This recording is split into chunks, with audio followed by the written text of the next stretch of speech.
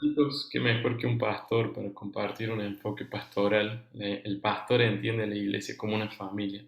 Y después de esta introducción que hice, quiero comunicarles que ya estamos grabando y que vamos con todo, ¿verdad? Bienvenido, amigo. Es una honra tenerte acá para escuchar fluir la vida de Cristo que está en vos, así como ese aportó su medida hoy acá. Yo voy a interrumpirte a veces para hacer preguntas, aunque sos una persona muy centrada, no vas a perder el centro. Pero te escuchamos, amigo. Dios te use. Vamos a Bueno, introducción un a... saludo a todos los que se han conectado. ¿Se escucha bien, no? Perfecto. La verdad que más que agradecido a Dios, en primer lugar, por poder ser un instrumento en este día. También a Joaquín, que ha tenido la confianza de, de poder brindar este espacio para poder hablar. La verdad es que me siento muy honrado por cada uno porque uno valora el Cristo que uno porta.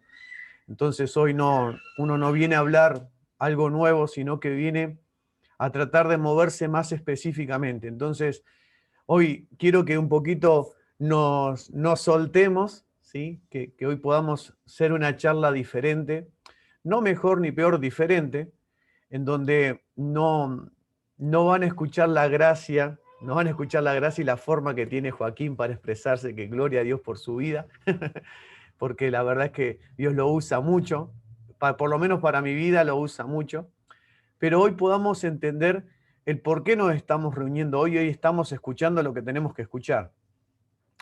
Y como esto es una presala para lo que Dios lo va a usar a Joaquín y nos va a introducir en lo que es la iglesia como la familia, yo sentía en mi corazón, y cuando digo yo sentía no es un deseo mío, creo que el Espíritu Santo está haciendo y nos está haciendo parte en esta mentoría a poder tener un sábado no solo de nutrición, sino un sábado profético, ¿no? Qué bueno, ¿no?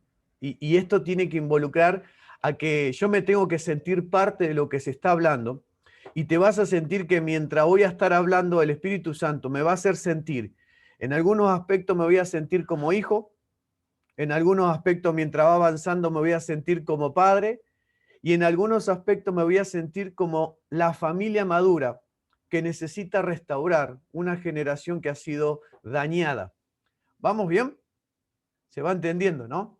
Entonces, más allá que estemos hablando desde la canción, por qué Ezequiel eligió esa canción, desde la oración de Joaquín, que a veces parece que todo, parece como que está todo no llevado a un orden. Yo quiero que vos dejes que esto fluya y vas a ver que todo lo que se está hablando tiene un porqué, tiene algo. Yo creo que todo lo que hoy hablemos, no porque también vamos a hablar todos, ¿no? Pero lo que podamos compartir cada uno va a construir y va a dar escalones para lo que Joaquín después va a compartir, ¿no? Entonces, podamos entenderlo de todo. Y tenemos que entender que para hablar desde la iglesia como familia, yo le decía a Joaquín, mira, Joaquín, yo creo particularmente de que vamos a tener que hablar con los que están en esta mentoría. Porque yo te puedo aceptar, es decir, hoy no cuesta aceptar que yo soy el cuerpo de Cristo. No me cuesta creer de que yo soy la casa de Dios, pero creer que yo soy una familia, ¿sí?, en Cristo, ahí es un tema muy picante, muy golpeado, muy el enemigo atacando la familia. Y entonces hoy quería que hoy pudiéramos hacer un repaso, un chequeo general en Cristo, en el Espíritu Santo, ¿no? Que podamos chequear cómo está el concepto de familia en nosotros, porque conforme a mi concepto, hoy el Señor va a tener que derribar muchas cosas para que después en los sábados siguientes se pueda construir con fundamentos sólidos y verdaderos y genuinos. Entonces, en primera ilustración, como dije, yo no le voy a dar, como Joaquín hace, que realmente nos lleva a una profundidad, sino que hoy lo vamos a ver desde una parte de reflexión y vamos a ver una historia bíblica, pero entendiendo desde el principio que para hablar desde una familia, yo tengo que saber que hay un padre de familia.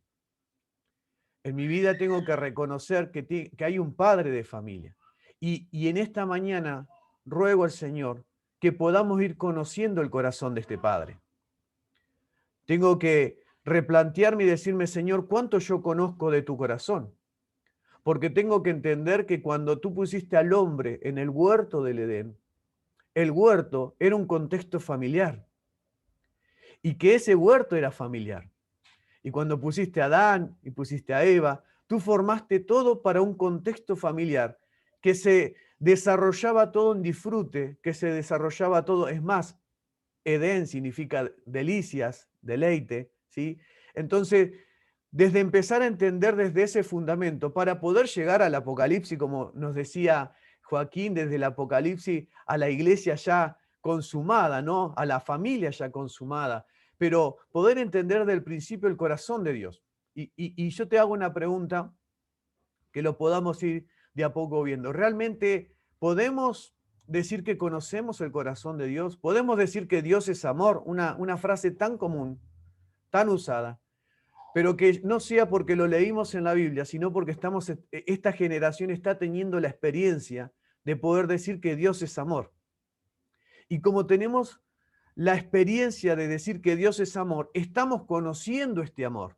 Y este amor nos lleva a que seamos una familia que podamos disfrutar. Y en esta familia que podamos disfrutar, tenemos que saber que cuando dice en la Biblia en Gálatas 5:22, más el fruto del Espíritu es amor, pero al lado del amor continúa una palabra llamada gozo, que es un poco lo que estuvo orando Joaquín, por eso digo que todo tiene que ver desde la canción, desde todo, porque aunque sé que el gozo es parte del Señor, pero cuanto más se me revela el corazón del padre de familia, más gozo empiezo a tener en mi vida, ¿sí? Estamos en cierta medida, una generación está recuperando, ¿sí? La medida correcta de este gozo. Y podemos ver en la Biblia un montón de versículos bíblicos que el pueblo de Israel siempre festejaba. Pero la pregunta será, ¿cuánta relación hay entre lo que Dios es amor para mí, o este Padre amor, y cuánto yo estoy celebrando? Y cuando hablamos de gozo, no podemos separar, y esa es la palabra que utilizo, la que usó Joaquín, no podemos separar la palabra gozo de arrepentimiento. ¿Cómo es eso, pastor? ¿Cómo es eso, Marcos? En la medida que nosotros nos vamos arrepintiendo, mayor gozo vamos a tener en el conocimiento del Padre.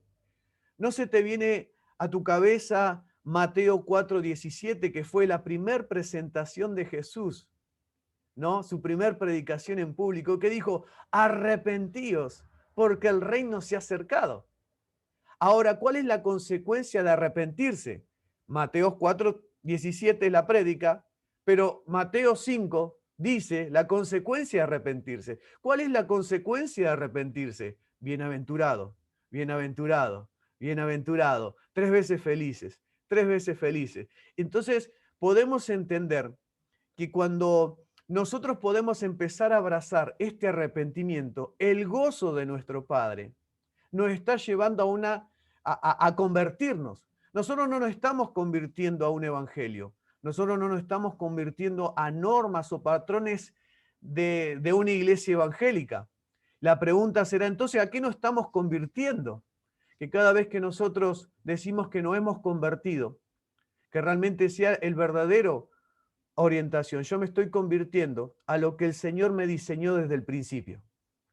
Ese padre de familia me diseñó y en ese arrepentimiento yo voy volviendo a la conversión de volver a ser para cual lo que Él me creó y para lo que fui llamado. Por eso todo nos lleva al Génesis, nos lleva a ese ambiente de disfrute. Y digo, Señor, que realmente podamos entender, porque es cierto que vamos a hablar de familia en este tiempo, esta media hora que se va a dar, vamos a hablar de familia. Pero para entender la familia después de la cruz, tengo que también entender de que no son las obras que me hacen familia, como decía Joaquín al principio, sino que tiene que ver que cuando Jesús fue bautizado, dice el Padre, este es mi Hijo amado, en quien tengo complacencia. Él no había hecho ningún milagro, sino que el deleite del Padre era la existencia de Jesús. Entonces, en esta familia que estamos siendo ingresados, hasta que no entendamos bien el significado de lo que es Cristo para el Padre, no vamos a entender nuestra posición en esta familia. Entonces, por eso el Señor me hacía sentir de que primeramente tenemos que replantear dónde estamos ubicados, dónde yo tengo qué concepto de familia yo tengo, porque ahí va a ser donde yo me quiero ubicar en la familia de Cristo. Pero me voy a dar cuenta de que no la voy a encontrar, y lo digo con sumo respeto, y me pongo yo también en la lista, es que si yo no sé en dónde estoy ubicado, porque no sé identificar qué concepto de familia tengo, todo lo que venga por delante lo voy a malinterpretar. Y hoy las personas, como dije, no le molesta congregarse en una iglesia. Lo que en cierta medida está chocando cuando empezamos a hablarles sobre que la iglesia es una familia. Y podemos ver lo importante que es la familia, y como dije anteriormente y lo voy a repetir, Joaquín nos va a llevar a esa dimensión de poder entender las riquezas que hay el ser familia. Entonces, podemos decir que es necesario, y hoy en día como pastor, también uno está escuchando que hay muchas cosas que gente dice que es iglesia y gente dice que es familia y no es familia. Hay muchas cosas que se están pervirtiendo y ahí es donde se nos tiene que venir que el concepto de familia, ¿sí?, tiene que ser por una cuestión, como decía Joaquín, Señor, yo no quiero escuchar lo que me digan de familia. Señor, yo no quiero escuchar de otra persona, quiero verlo, quiero que mis ojos se abran. Señor, alumbra, Señor, alumbra el entendimiento, Señor, alumbra los ojos del entendimiento, porque si logro verte, Señor, más allá de que me quieran desvirtuar de lo que es iglesia y de lo que es familia, nada me va a mover. Por eso ahí podemos entender la expresión de Job 42:5. Cito estos versículos para alguien que esté copiando, pero son versículos que hemos manejado, como por ejemplo, de oídas te había oído, mas ahora mis ojos te ven. Hermanos, yo les quiero decir algo. Como dije, estoy dando una presala de lo que va a venir el sábado que viene, que va a ser glorioso, y en este tiempo. Pero hoy yo creo que va a ser una mañana de liberación interna, que capaz que no podamos manifestar todo lo que está pasando y va a pasar. Pero sí sé que algo se va a liberar, se va a desatar, se va a expandir adentro nuestro. Y tiene que ver con que eso, de oídas te había oído, mas ahora mis ojos te ven. Hermanos, como dije anteriormente, hoy en día escuchamos muchas cosas de lo que es iglesia y de lo que es familia, y no lo son. Entonces, en lo que es eterno, no podemos imaginarnos. Las cosas eternas no las podemos imaginar. Yo no puedo decir, me imagino cómo es la iglesia. Después de todas las clases que hemos recibido de Joaquín, yo no puedo decir, me imagino el nuevo hombre, me imagino la casa del Señor, porque Primera de Corintios 8:2, Primera de Corintios 8:2 dice, si alguno se imagina que sabe algo, aún no sabe nada porque aún no sabe nada como debe saberlo. ¿Qué quiere decir esto, hermano? Estamos en una mentoría para que nuestros ojos sean abiertos. Ya no podemos imaginar, porque la imaginación es parte de la religión. Y ahí vamos a ir viendo frases importantes donde nos tiene que... El resultado de la religión es la imaginación del hombre. Si en este tema que vamos a ser introducidos y empezamos a decir, bueno, me voy a imaginar lo que es la iglesia. La imaginación es para desarrollarnos en la vida natural, pero en los asuntos eternos, la imaginación no sirve. Lo que sirve es el verlo.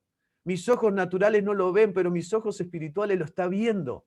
Veo Tremendo. el nuevo hombre, veo la iglesia, y hoy estamos siendo desafiados a ver la familia en Cristo. Amén. Y Tremendo. ruego al Señor que mientras esté hablando, sí, No, sí, tremendo, digo. Solo acotar una cosa. La imaginación, digamos, es lo más alto que el hombre puede volar dentro de Adán, dentro del hombre, ¿verdad?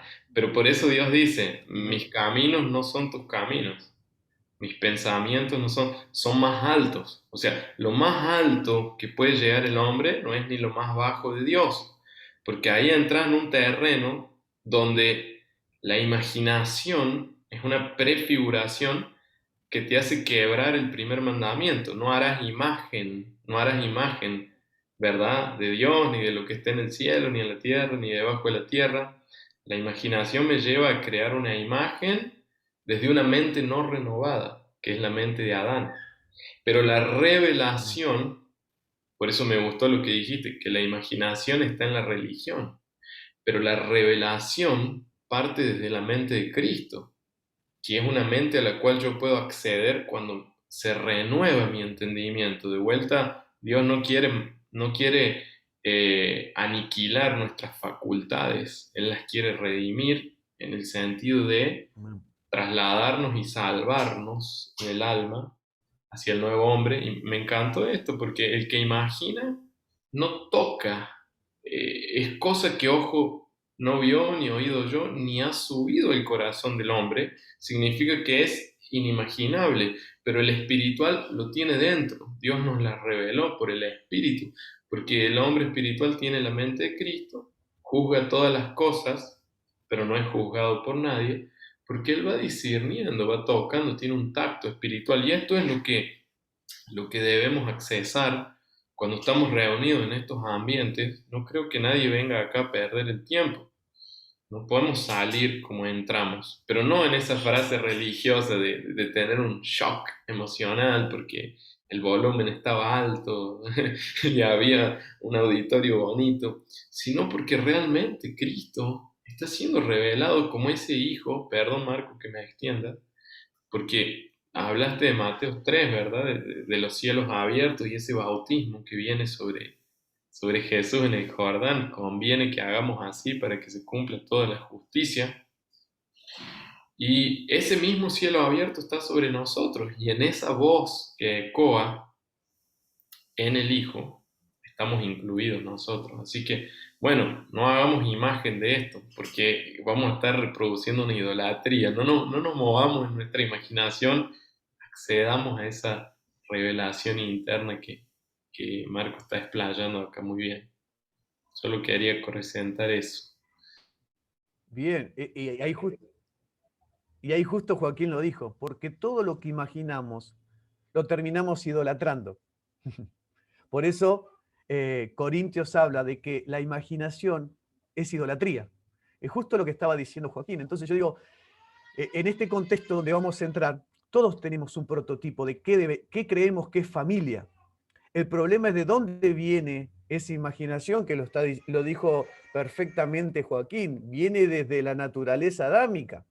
Entonces, yo voy a estar enfocado a algo que parece lindo, parece que sale de lo normal, pero en cierta medida nunca vamos a llegar y vamos a seguir viviendo en ese no felices cuando Dios preparó nuestra vida para disfrutar.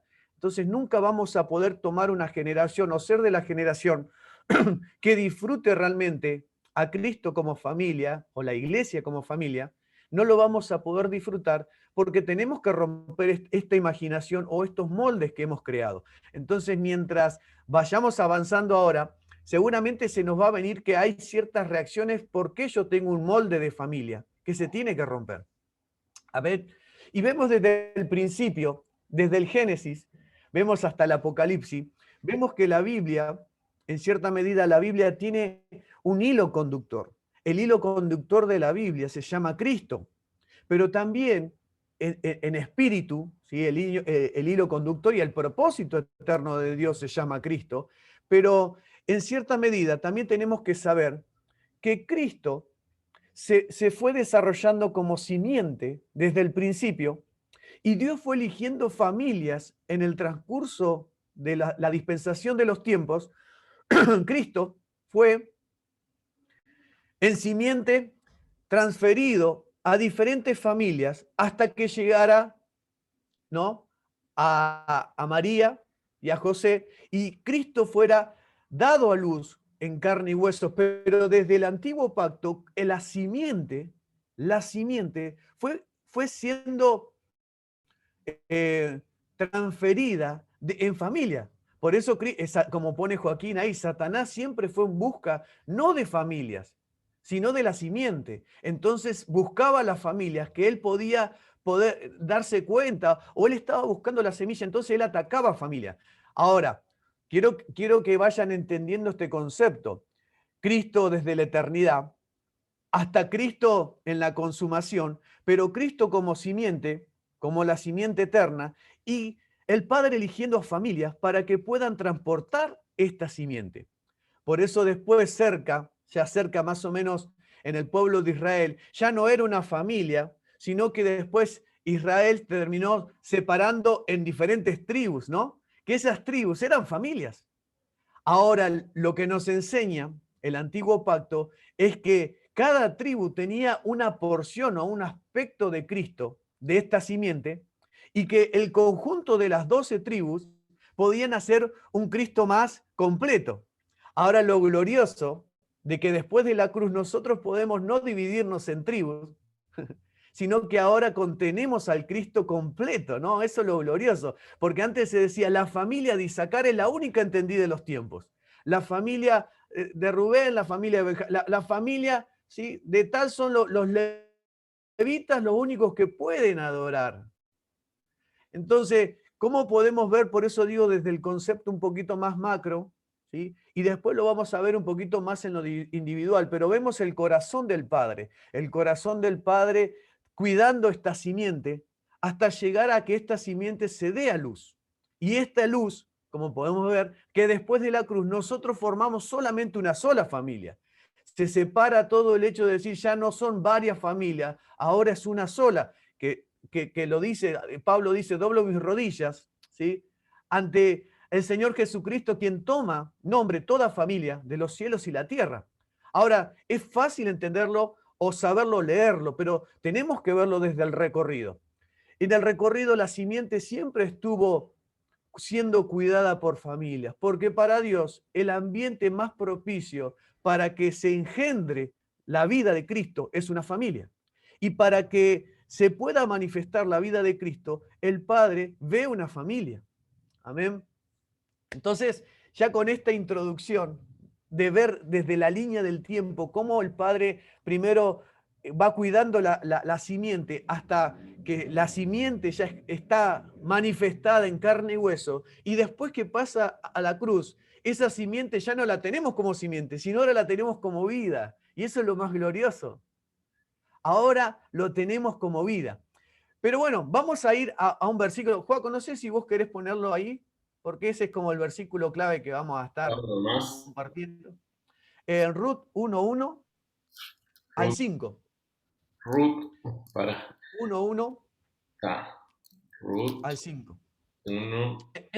Entonces, este versículo, que es del antiguo pacto, oro para que nosotros lo podamos ver sin velos.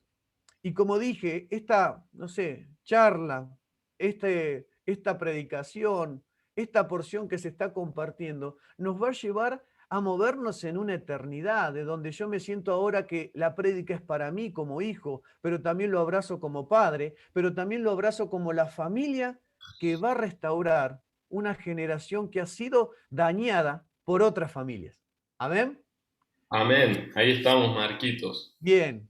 Dice, aconteció que en los días que gobernaban los jueces, que hubo hambre en la tierra. Yo quiero que vayan viendo pequeños detalles que ustedes se van a dar cuenta. Aconteció que en los días que gobernaban los jueces, que hubo hambre en la tierra, y un varón de Belén de Judá, que fue a morar en los campos de Moab, él y su mujer y 2 hijos suyos. El nombre de aquel varón era Elimelec, y el de su mujer Noemí, y los nombres de sus hijos eran Malón y Kelión, efrateos de Belén de Judá. Llegaron pues a los campos de Moab y se quedaron allí.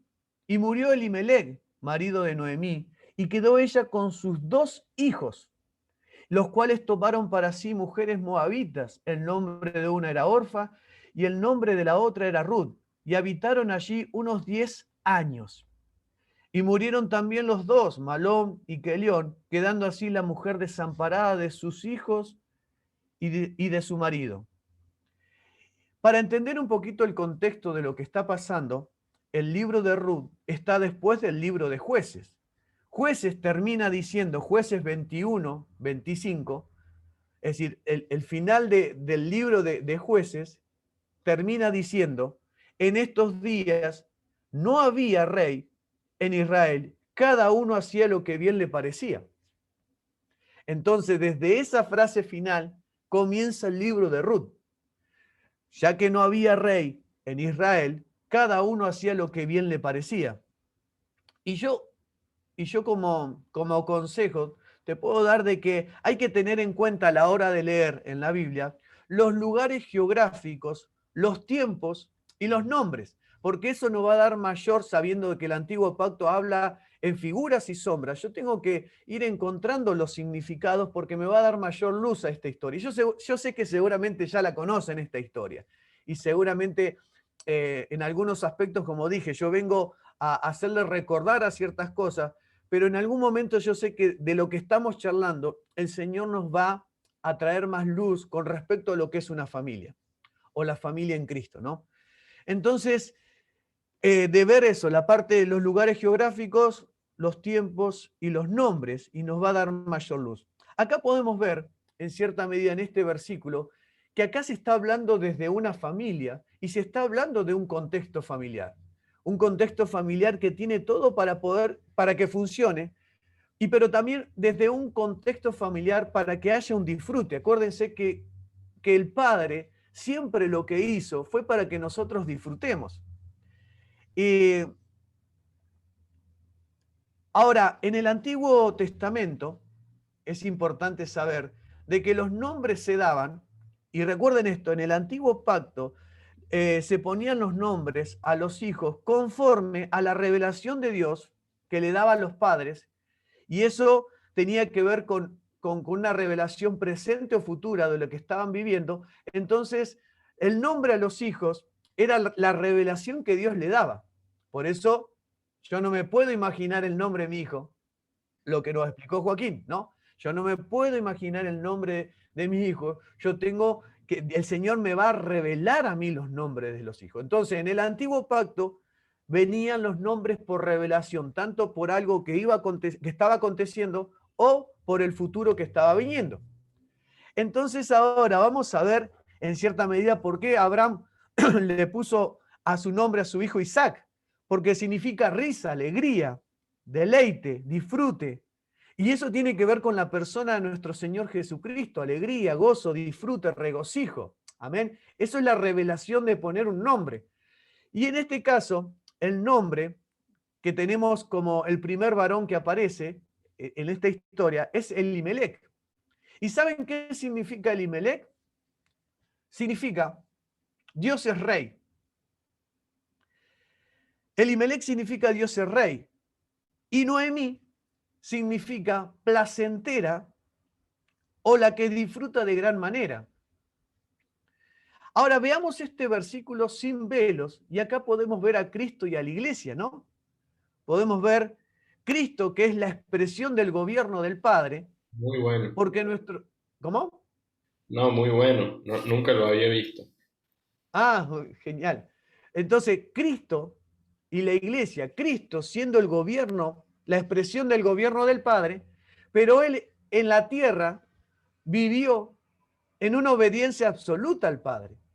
Entonces, por causa de que Cristo fue obediente al Padre, nosotros que somos la iglesia, que somos Noemí, nosotros somos una iglesia placentera que disfrutamos. Qué glorioso, ¿no? Es Cristo obedeciendo hasta la muerte y muerte de cruz y entregando a su iglesia esta victoria para que la iglesia disfrute y sea placentera. Gloria a Dios por eso, ¿no? ¿Cuántos pueden dar esa revelación de entenderlo, de decir gracias Señor porque tú me creaste para ser placentero y disfrutar, como tu iglesia? Pero acá estamos hablando de un matrimonio, de una familia. Amén. Y nosotros como iglesia disfrutamos de la obediencia de Cristo que nos fue entregada a nosotros. Hay una iglesia, hermanos, hay una iglesia que disfruta porque hay un Cristo que permaneció en obediencia hasta la muerte y muerte de cruz. Y por su obediencia nos hizo participante de esta vida gloriosa. Amén. Ahora, no nos vayamos de la historia, ¿no? Ahora, qué triste lo que las escrituras están mostrando, ¿no? Porque nos está enseñando que existe la religión. La misma escritura nos enseña que existe la religión. ¿Y cómo existe la religión? La religiosidad es tener el nombre correcto, pero no vivir correctamente o coherentemente este nombre. Porque Elimelec dice que Dios es mi rey. Lamentablemente Elimelec, aunque tenía el nombre correcto, no vivió correcto al nombre, porque Dios no era su rey. Él no tenía a Dios como rey. Y se me viene a la mente y recordar Apocalipsis 3.1. Yo conozco tus obras, que tienes nombre de que vives, pero estás muerto. Amén. Entonces, díganme qué triste de nosotros, ¿no? Llamarnos hijos de Dios y vivir como hijos de las tinieblas. Llamarnos como hijos de paz y estar todos peleados. Llamarnos hijos de luz, ¿sí? Y andar en tinieblas. Así que necesitamos ser coherentes. Me acuerdo mucho de la charla de Renata que nos habló sobre el nuevo hombre y la coherencia que tiene este nuevo hombre, ¿no? Entonces nosotros también tendremos que vivir coherentes al nombre que nos ha sido dado y viviendo en obediencia al Padre, disfrutando de este amor del Padre, obediencia y amor. Perdón que estoy medio desgastada la garganta porque ayer tuve discipulado y ando con la garganta media cansada. Y en eso, cuando disfrutamos, podemos ser obedientes al Padre, empezamos a vivir como Noemí, como los santos que vivimos en el placer de Dios. Amén. Y miren este detalle, ¿no? Que Noemí nació siendo la iglesia, el prototipo o figura y sombra de la iglesia. No nació para perder, sino que nació para disfrutar, y que cuando su esposo obedece al Padre, la esposa disfruta. Así que, hermanos, hoy que somos la mayoría hombres, tenemos que entender esto, ¿no? Que cuando el hombre obedece, la mujer disfruta. Pero no es que es obediencia a la mujer, obediencia a Dios, ¿no? En la obediencia a Dios, la mujer disfruta. Y ahí se nos viene instantáneamente la mujer virtuosa, que la mujer virtuosa era honrada por las palabras de su marido. Porque aquel que realmente obedece al Padre y tenemos al Rey y estamos bajo su gobierno, nuestra casa cambia. Nuestra casa cambia. Amén. Y bueno, y ahí tenemos que descubrir en esta historia tres cosas. Ver la historia sin velos, en primera instancia. Segundo, ver a Cristo y la iglesia en esta historia. Y tercero, ver la familia, que es la iglesia constituida, ¿sí?, en todo lo que nos toca en esta mañana. Si recordamos la palabra del Padre Nuestro, en Mateo 6, 9 al 11, dice, vosotros pues oraréis así: Padre nuestro que estás en los cielos, santificado sea tu nombre. Venga tu reino, hágase tu voluntad, como en el cielo, así también en la tierra. El pan nuestro de cada día, dánoslo hoy. Esto nos dice que si Él reina, nunca nos va a faltar el pan. Esto nos enseña que si Él realmente es el que nos gobierna, nunca nos va a faltar el pan. Y si Él reina, ¿sí?, y si Él, perdón, no reina, el pan desaparece de nuestras vidas. Y qué loco, ¿no? Volver de vuelta a Ruth, ¿no? En el capítulo de Ruth. Y aconteció en los días que gobernaban los jueces. ¿Quién gobernaba? ¿Dios o los jueces? Acuérdense que terminó hablando de que el libro de los jueces, que como no había rey en Gobernaban los Israel, jueces y cada uno hacía cada, lo que bien cada le... uno hacía lo que quería, ¿no? Y desde sacar a Dios como el gobierno de nuestra vida, el gobierno de nuestra casa, ¿qué es lo primero que acontece? Acontece que es la falta de pan, es decir, viene hambre. Y en eso que estamos leyendo, me gusta la palabra en el lugar donde estaba. Yo sé que esto seguramente lo saben, pero ¿saben el significado de Belén? Wow, qué fuerte. El significado de Belén es casa de pan. Qué loco que estemos hablando ahora que en la casa de pan, donde hay abundancia de pan, hoy hay hambre. Hoy hay hambre. ¿Y cuál fue el problema de todo esto?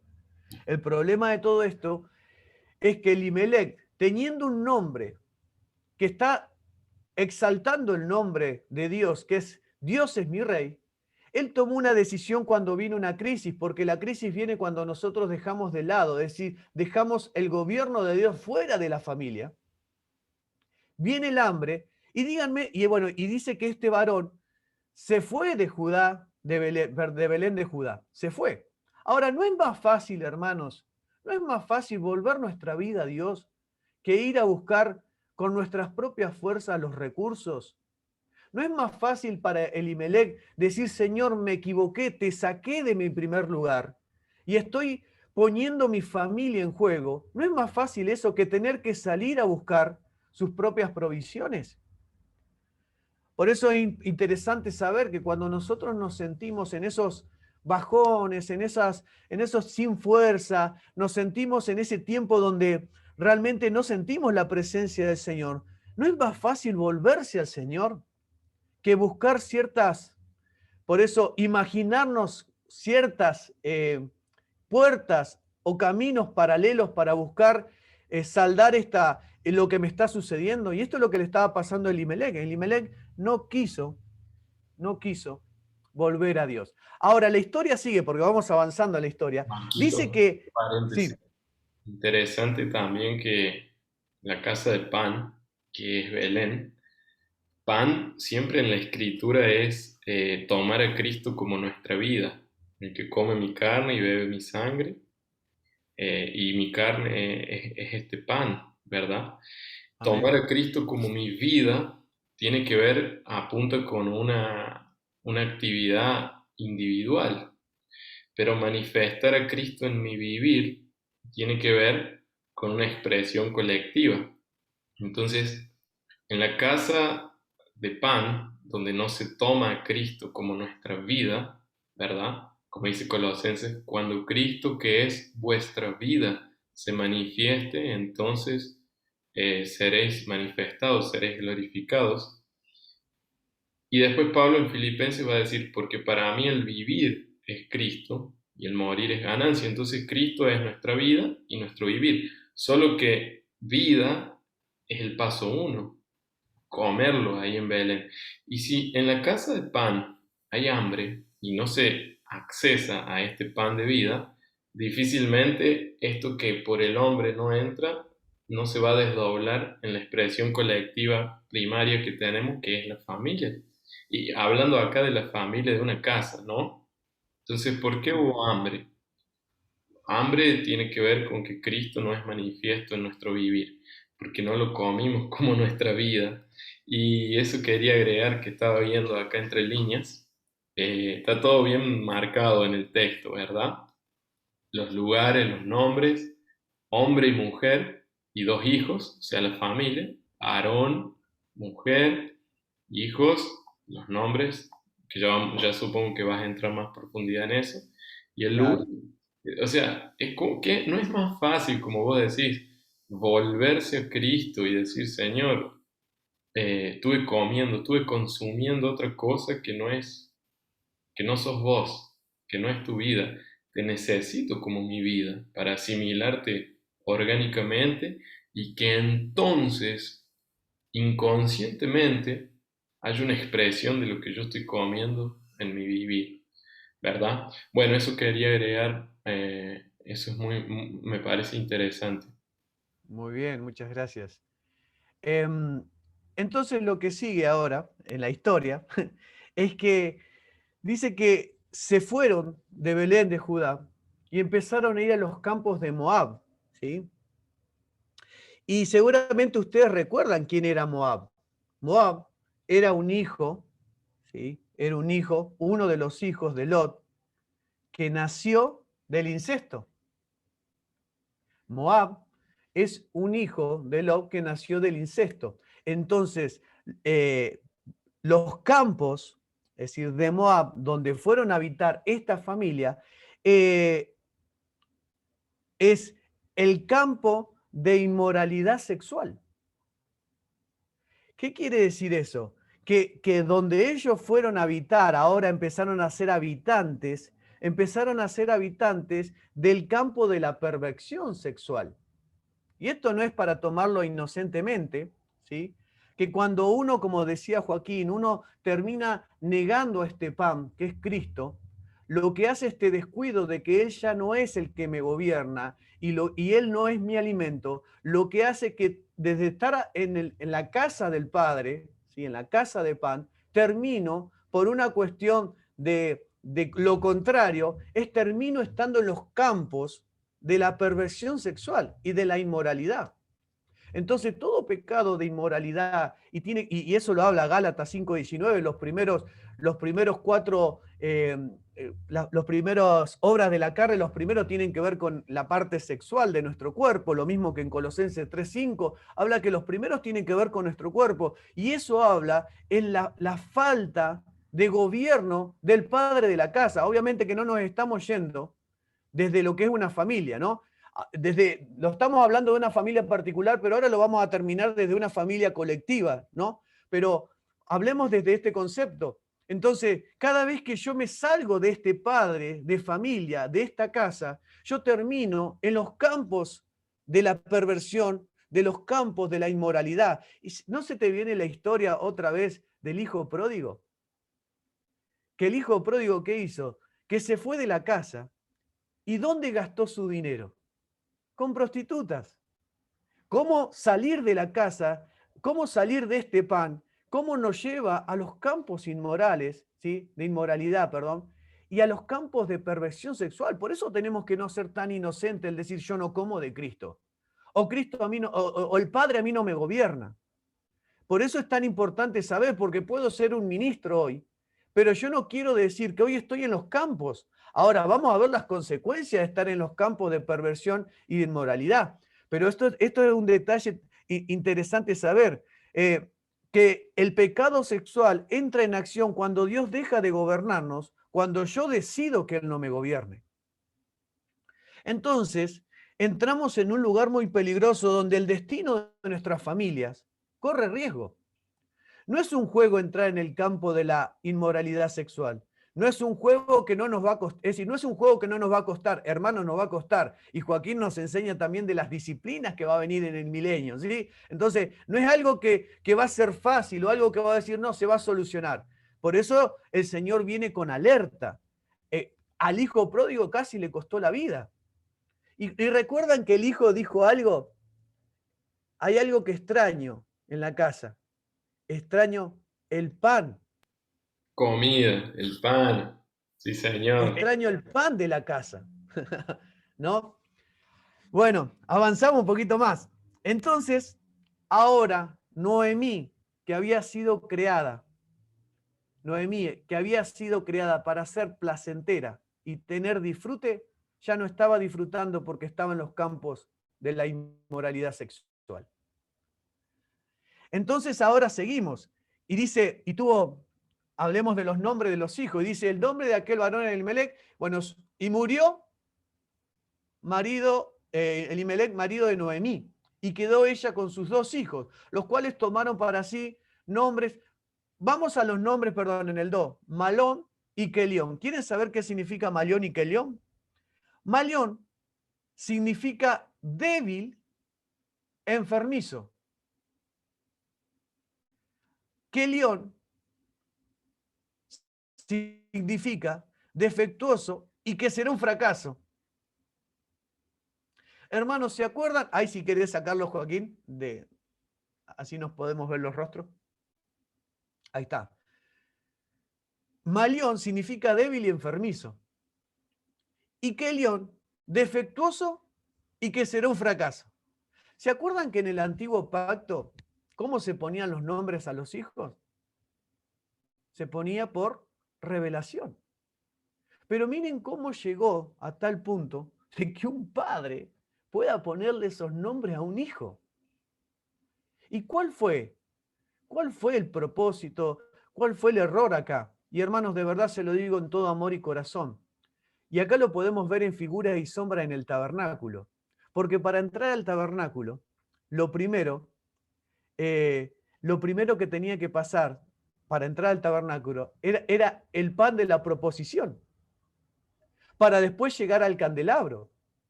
Porque esa figura y sombra que el Señor nos está enseñando es que solo el pan te lleva a tener visión.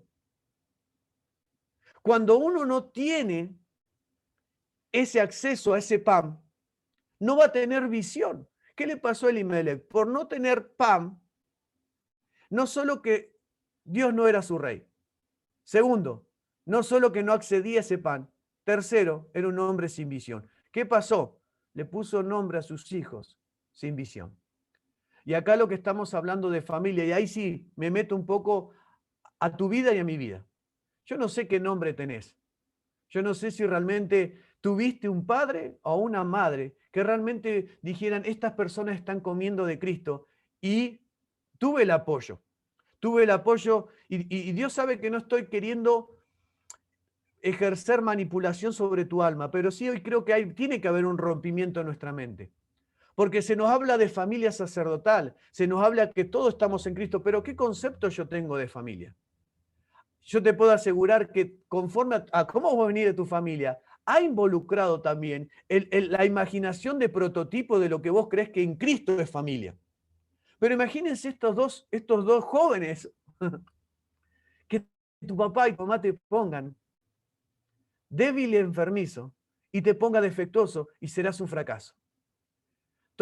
Todos hubiéramos deseado, y gloria a Dios, a aquellos que lo pudieron tener, pero yo no fui en su totalidad el resultado de una familia que mi padre me pudo orar y decir, mirá Marcos, no andes probando por ahí todas las cosas, sino que empieces a comprobar de que la voluntad del Señor, porque no es probar, es comprobar. Marco, no tomes decisiones así, porque vos ya fuiste marcado desde el vientre. Marco, tenés que darte cuenta de que tu vida ha sido marcada desde el interior. Pero ¿cómo hacemos con una generación que tuvo padres y madres poniéndonos nombres como esto? Imagínense Elimelech llamando a sus hijos, débil, vení para acá. Fracasado, vení para acá. En el concepto de mi papá, le hablo para que sepan, en el concepto de mi papá, si yo no era una persona con diploma, no era abogado, no era, para él, socialmente no soy nadie. Entonces sí tiene un concepto. ¿Cuál es el concepto que yo también tengo de familia? Porque también me voy a presentar a Dios conforme también a la imagen que yo tengo de padre. Y acá, la imagen de Malión y Kelly no era muy buena. No sé cómo ha sido tu infancia, ¿no? Pero acá le está, he fracasado, vení, tenés que ir para allá. Imagínense eso, escuchar todos los días. Por eso oro al Señor, para que ninguno de los padres o ninguna familia deje de tener a Cristo como este pan de proposición para llevarnos a una visión de poder ver la realidad de nuestros hijos. De poder decirle, hijo, vos sos un deseado de la eternidad y que has sido formado para un propósito, y para eso es la contención de la familia. Entonces, pero no me puedo olvidar, hermanos, no me puedo olvidar que hay una generación que ha sido de Kelión y Malón. Hay una generación. Y hay una generación que el Señor está levantando la familia en Él, en Cristo, para restaurar esta generación. Esta generación de débiles, enfermizos, que aclaro, yo quiero ponerle a mis próximos hijos, creo que Dios, yo le puse el nombre a mi hija, Micaela, le pusimos el nombre conforme al nombre que Dios quería ponerle, porque Micaela significa Dios justo o justicia de Dios. Pero también quiero orar para que aquellos que han recibido nombres que no tienen sentido, realmente recuerden lo que Joaquín dijo, esa piedra blanca, que Dios sí nos puso un nombre. Y que la iglesia de Cristo, que la iglesia que nosotros formemos, podamos llamar a la generación con el nombre correcto. Porque el contexto de familia tiene que ver esto, te guío a llevarte a tu destino. Amén. ¿Avanzamos? ¿Vamos bien? No sé cómo. ¿Vamos bien, Joaquín? Vamos bien, vamos bien. Bien. Vamos redondeando. Sí, sí, sí. Ahí Bueno, vamos terminando la historia. ese ya está listo para mi la ministrada final. Así que, pero tranqui, tranqui. Yo tengo acá hasta las 3 de la tarde que tengo que No, no, no. ministrar al No, otro si lado vamos, en vamos a ir Portugal. cerrando la historia para que realmente hoy podamos orar, no solo por nuestra vida, porque tiene que ser saldada cosas. Yo creo que todos tuvimos experiencias con esta familia de sangre. Por eso el Señor también dice, voy a traer espada y división de padres e hijos. Wow. Porque el que no está dispuesto a dejar padre y madre, porque más allá que ahora la historia avanza, ¿no? Pero quiero dar a entender que si hoy ¿quién estás mostrando? Marcos, ¿quién estás mostrando? ¿Estás mostrando el carácter de tu papá? ¿Estás Fuerte. mostrando la ideología de tu papá? ¿O realmente estás siendo moldeado al Padre celestial de la casa? Que obviamente el modelo es su hijo. Pero, ¿quiénes sos hoy? Porque hay veces vamos a querer ingresar a la casa, a la familia de Cristo, pero nos vamos a dar cuenta que muchas cosas no van a concordar con lo que soy. Porque también me tengo que preguntar a quién estoy representando. Entonces, avanzando con la historia, dice que sus hijos estuvieron 10 años en la tierra de Moab, en la tierra de la perversión. 10 en la Biblia significa redención y justicia. ¿Qué significa redención y justicia? Significa que Dios le dio 10 años a una generación para que pudiera arrepentirse y no ser como sus padres, en este caso como su padre. Ahora mi pregunta será, digo que 10 es un número simbólico de redención y justicia. Yo no digo que Dios te está dando 10 años, pero sí que el Señor nos metió en un tiempo para poder volver de vuelta al verdadero origen, a la verdadera familia. ¿Por qué tenés que ser o tenés que tener la ideología de tus padres? Si hoy hay una familia en Cristo que está dando, que tiene una mente, que tiene un corazón, que tiene una proyección. Por eso es importante saber que Dios le dio 10 años a esta generación o juventud. Le dio 10 años, pero porque ellos no se arrepintieron para entrar al disfrute del gozo que hablábamos al principio, que hablaba Joaquín, como no lo hicieron, murieron. Hermanos, ¿cuánto podemos estar lejos de Dios y no morir? ¿Cuánto tiempo podemos estar lejos de Dios y no morir? Amén. Avanzamos en la historia. Y murieron también. Y estos, dice el versículo 4, los cuales tomaron para sí mujeres moabitas, el nombre de una era Orfa y el nombre de la otra era Ruth.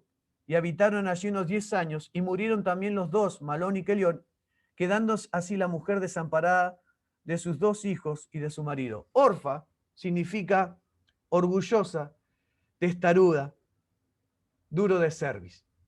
Orgullosa, testaruda, dura de cerviz. Y Ruth significa compañera fiel.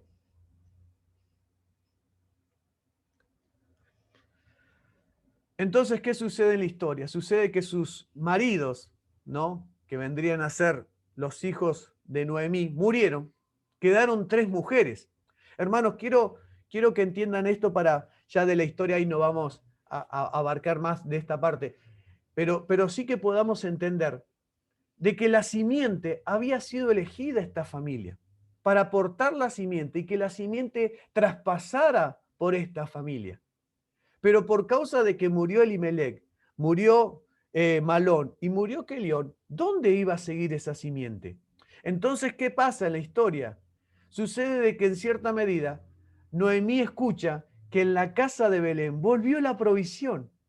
Y cuando vuelve la provisión, Noemí le dice a su nuera, le dice a Orfa y le dice a Ruth que si vienen con ella a volver a Belén de Judá. Y a mitad de camino, Orfa, la orgullosa, la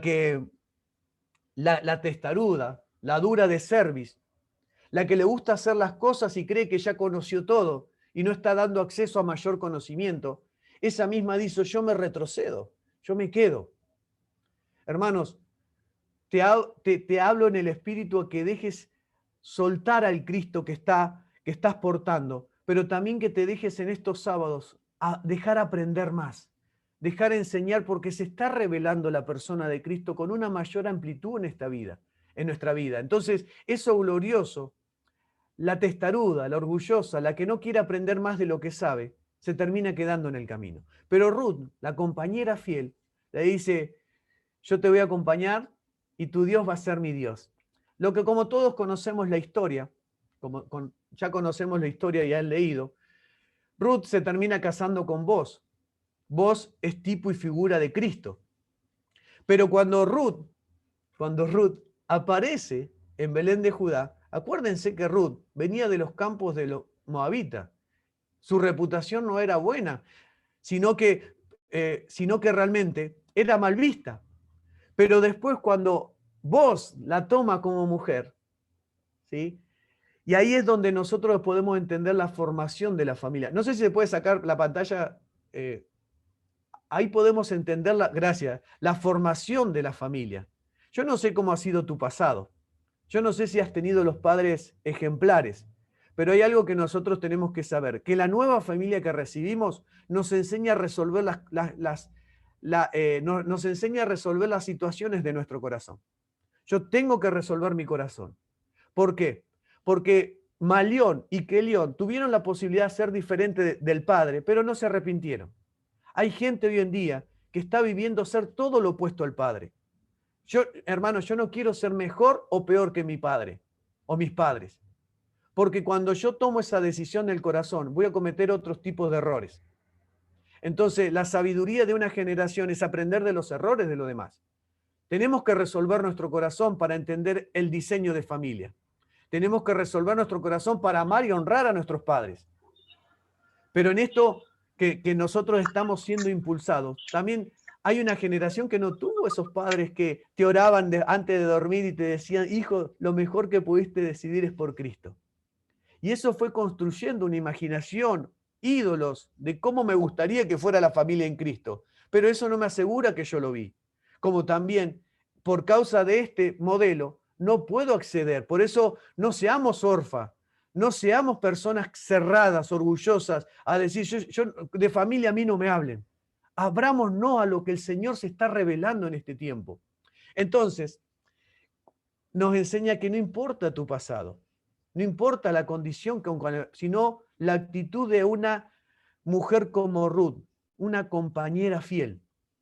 Tu fidelidad a agradar a Dios, a contener al Hijo. Y eso es lo importante, que Él dice que nos da la potestad de ser llamados hijos de Dios. Que esta familia no solo somos introducidos a una familia, como esta mujer, la verdad que yo no sé tu pasado, pero el mío no ha sido muy bueno. La reputación de mi pasado no es muy bueno, pero a mí lo que me hizo introducir esta familia fue la persona de Cristo. Y esta familia me abrazó, la de Cristo, pero también me dio la vida del Hijo. Ahora no como simiente, ahora como una vida. Y no solo en adopción, sino que me dio su propia naturaleza. Ahora ya no soy adoptado con otra sangre. Noemí, ya no sos parte es decir, no sos una moabita ahora sos parte del pueblo porque has sido, por eso hablemos de la justificación, de la redención, del nuevo nacimiento, ¿no? ¿Cuántas cosas podemos hablar? Todo tiene que ver con esta familia. Entonces, ¿qué sucede? Lo leemos ahí para terminar. Ruth, avanzamos. Ruth 4. A ver si era Ruth 4. ¿Y estamos? Señor, Sí. déjame agregar acá, Marquito, que Sí. mientras comparto, la semilla, la semilla entra como semilla, cae en tierra, experimenta una muerte y se transforma en una planta y comienza a crecer. Por eso empieza con una simiente, que es una semilla, y después pasa a ser vida. Y la vida crece, por eso todo lo que tiene vida crece. Entonces la familia de Dios también crece. Eh, ese punto lo vamos a ver más adelante, pero eso quería aportar también, ¿verdad? El Amén. diablo persigue siempre la semilla, desde Moisés, desde Job. ¿No has considerado a mi siervo Job? Le dice Dios a Satanás. Cuando él quiere acusar a Dios y quiere como que tentarlo a, a ejercer una disciplina dispensacional del antiguo pacto por medio también del gobierno de los ángeles, que está ahí el Sanedrín celestial reunido, dirimiendo conflictos, los hijos de Dios, los ven Elohim, y se presenta Satanás, y Satanás recorriendo la tierra quiere acusar, pero Dios como que lo tienta a Satanás. Y le dice, no has considerado a mi siervo Job. No quiero cambiar de tema, pero quiero decir cómo siempre la simiente estuvo presente. Satanás, creo yo, llegó a pensar que Job era el Cristo, porque Dios lo describe como justo en todos sus caminos. Y bueno, esa semilla cayendo en tierra da fruto, y ese fruto es una vida, y esa vida crece. Ah, Entonces, ahora, Joaco, qué interesante también saber, ¿no? De que la simiente que portaban las familias del antiguo pacto nunca nunca iba a poder salir de la carcasa. Entonces, tener una vida que no podían ellos. La función de la familia en el antiguo pacto era proteger nada más, pero no poder disfrutar de esta vida. En cambio, nosotros, Por eso, nosotros, por eso los profetas dirimían, dice Pedro, inquirían constantemente a ver qué tiempo y ocasión indicaba el Espíritu de Cristo que estaba sobre ellos, iba a venir, porque ellos intentaban entender esta simiente. El ayuno de Daniel, las 3 veces por día que él oraba, la búsqueda de David en el tabernáculo también, era para intentar entender esta vida, que nosotros la tenemos, pero Dios nos la reveló a nosotros, dice, ¿verdad? Esto es impresionante. Y por eso tenés la sombra, pero acá tenés la sustancia. Allá tenés la figura, pero acá tenés lo figurado. Allá tenés el símbolo, pero acá tenés lo simbolizado. Y es muy extraño y llega a ser ridículo que personas, como vos decías, eh, no se quedan con la sustancia, quieren insistir en la sombra. Y mi familia somos una tribu de levitas, entonces somos ministros y sacerdotes. Y para esto viene también el sacerdocio real, universal para todos los creyentes y el entendimiento de la familia de Dios, que ahora no protege la simiente, sino que ve la plantita crecer y manifestarse y la disfruta. Entonces, vamos, Marquitos, vamos que ya sí, oramos, ya abrimos dale. un tiempo de pregunta-respuesta y ese va a Sí, entrar, ¿no? entonces, habilitame la pantalla nomás para que lo veamos a todos y Está no lo bien, leemos, se lo comento porque, no para vale, que veamos nosotros las cámaras. vale. Ahí está. Necesito ver esos ojos. Para terminar la historia, porque ustedes tienen la posibilidad después de leerlo, seguramente en Ruth 4, del 13 al 17, habla de que vos toma a Ruth como mujer y tienen un hijo, y ese hijo se llama Obed. Y para terminar, Noemí, ¿se acuerdan que Noemí es la suegra de Ruth? Ella vuelve a ser placentera porque Ruth le da descendencia. Y eso es importante saber, que en una casa los hijos, la definición de hijo en una casa es la casa continúa. ¿Por qué el padre está buscando una familia?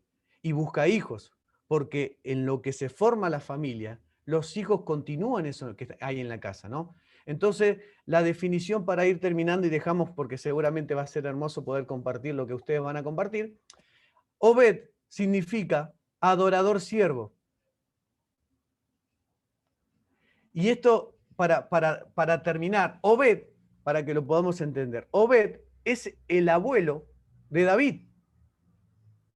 Es decir, Obed tuvo a Elí, y Elí tuvo, Isaí, ¿no? Isaí y Isaí, perdón, Isaí David.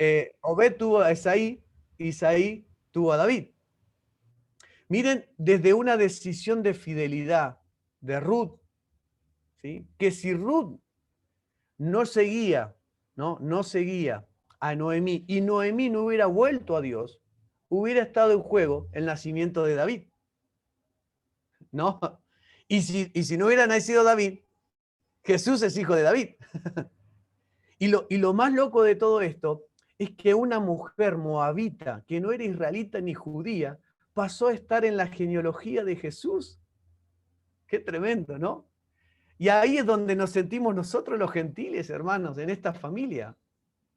Es ahí donde entramos los gentiles, donde nosotros no éramos, pero por causa de aceptar esta vida y vivir en esta familia, yo pasé a ser parte de ese linaje, de esa nación santa, real sacerdocio que nos estaba compartiendo Joaquín. Entonces, ¿qué pasa? Obed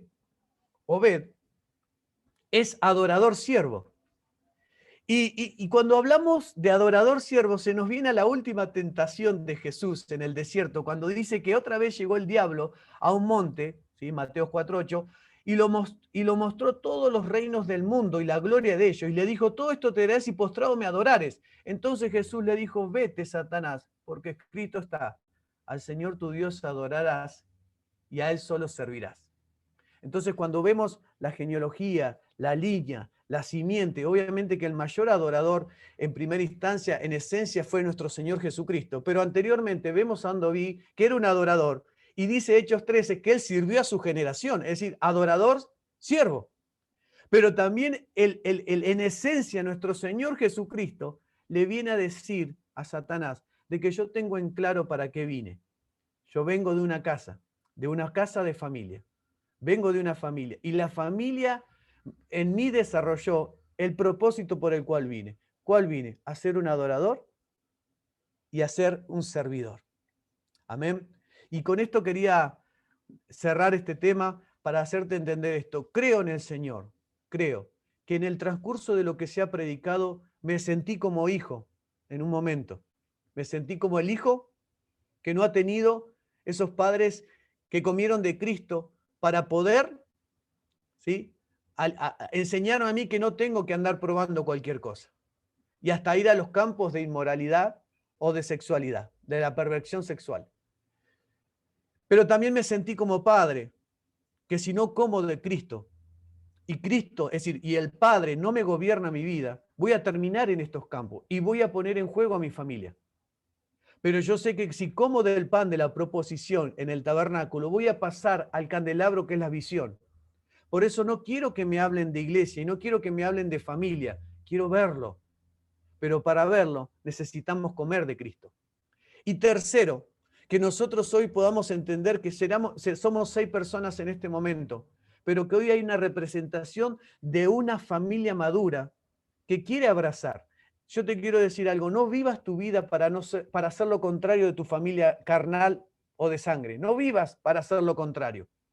Porque Joaquín lo explicó bien también, de que nosotros en esta familia nos movemos nosotros en una naturaleza y en un ministerio. ¿Cuál es el ministerio de esta familia? La reconciliación. Entonces, mientras más deje abrazar esta familia de Cristo, voy a poder reconciliar mi familia en sangre.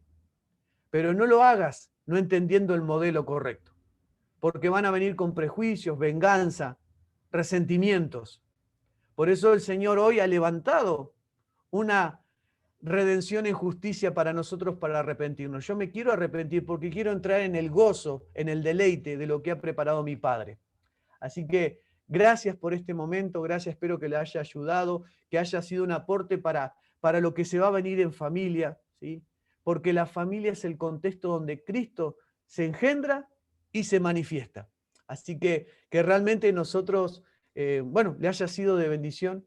Y si somos de esos hijos que no tuvimos esos padres correctos, sabiendo que ahora en esta familia nos vamos a llamar con el nombre correcto que Dios nos está llamando y vamos a impulsar a los hijos de la casa por ser familia, ¿no? Porque paternidad, hermano, se lo dejo así picando nada más. Paternidad no está hablando de un género, sino está hablando de un ambiente. Y la paternidad no es un padre como pastor, que yo soy padre de los demás porque soy el hombre o el pastor de la casa. No, la paternidad es un ambiente donde nosotros los pastores o quien está en la familia modela un rol. Entonces, en este tiempo que nosotros abracemos la familia en Cristo, nosotros sepamos que se van a convertir padres y madres para abrazar una generación de hijos que tienen un mal concepto de familia. Joaquín.